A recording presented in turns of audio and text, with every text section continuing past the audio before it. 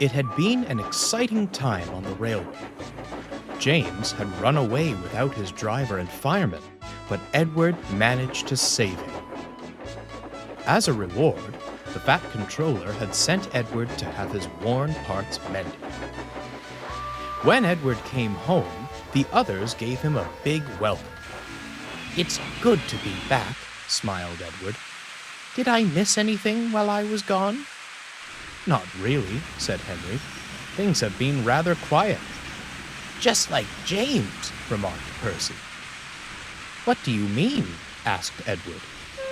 "It's a funny thing," said Gordon, "but James hasn't been the same since he ran away. He spends more time pulling trucks than coaches." "James on goods trains? I don't believe it," laughed Edward. But the next morning, James arrived at Edward's station with a slow goods train. He looked very sad. "Hello, Edward," he muttered. "Nice to have you back." "Is there anything wrong, James? Wouldn't you rather pull the express?" No, thank you. I don't feel like it."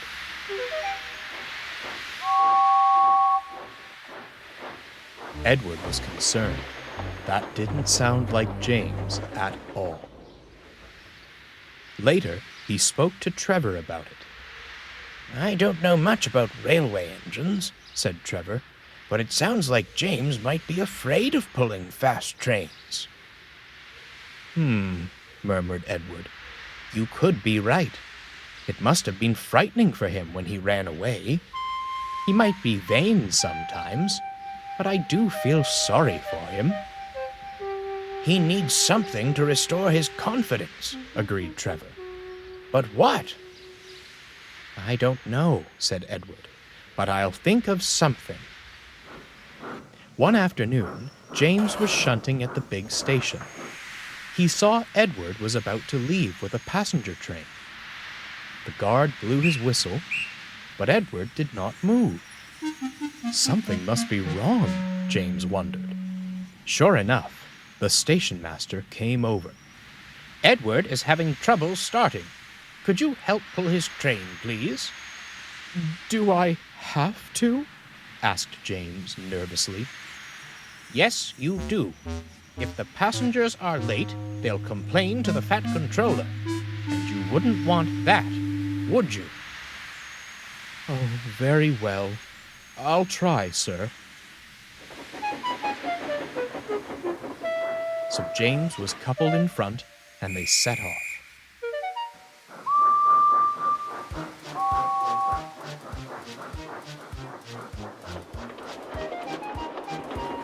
At first, they went at a steady pace, but gradually they began to go faster and faster. Come along, called James. You're doing well, puffed Edward. The two engines made good time, and they soon reached Edward's station. James felt much better.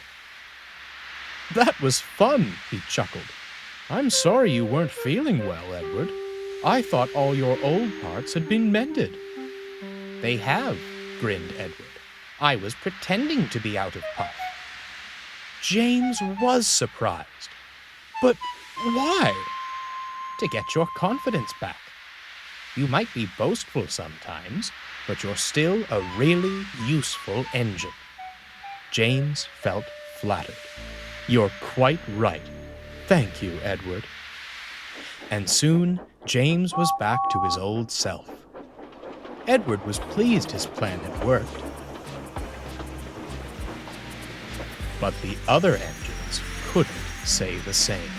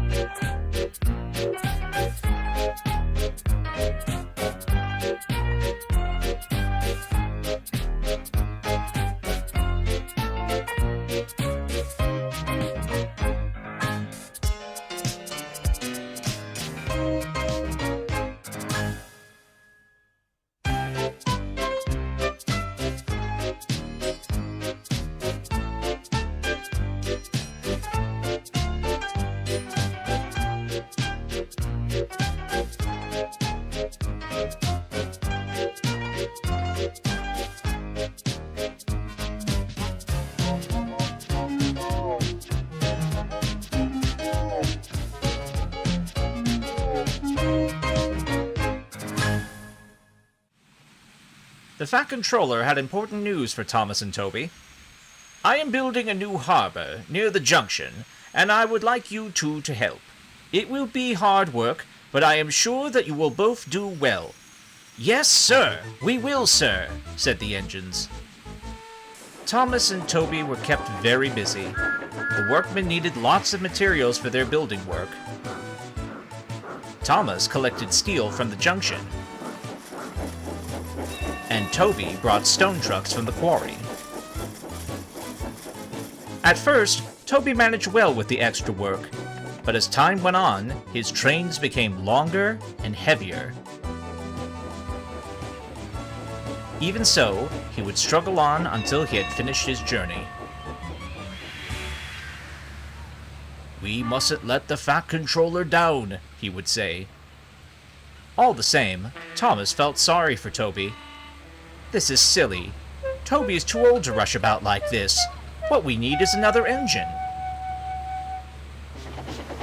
One day, Thomas went to collect metal pilings, leaving Toby to look after the harbor. He was feeling very sleepy as he shunted the trucks about. "Toby looks tired," they giggled. "Let's have some fun." When no one was looking, they dropped some stones onto the track behind them. Toby hadn't noticed as began pushing them into place.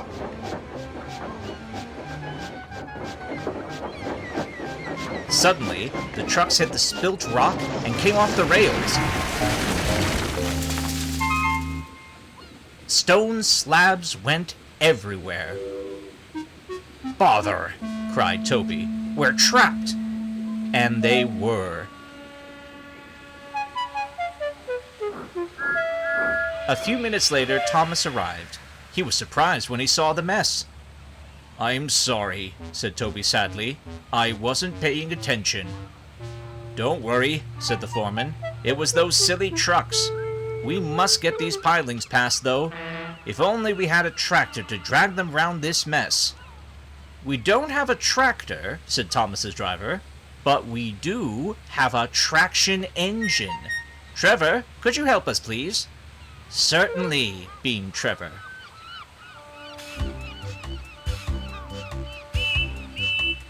First, Trevor dragged the stones clear with chains. Then he towed the pilings into position.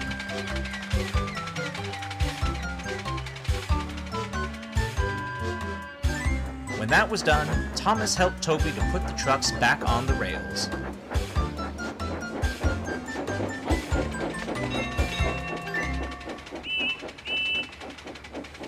By the end of the day, everything was in order again.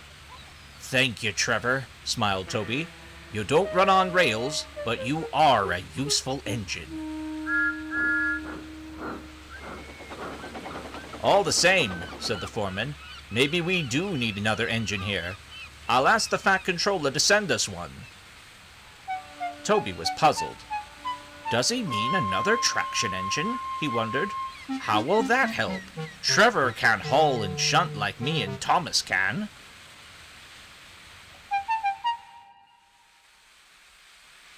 A few days later, Toby was at the junction when he heard a familiar voice.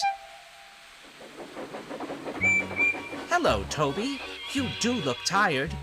"Percy, what a nice surprise. What are you doing here?"